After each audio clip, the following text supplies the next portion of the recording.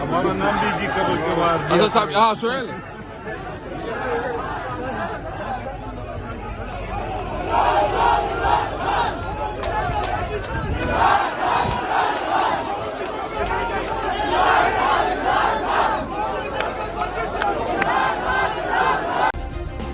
Subscribe करें और bell दबाएं ताकि कोई खबर रह न जाए।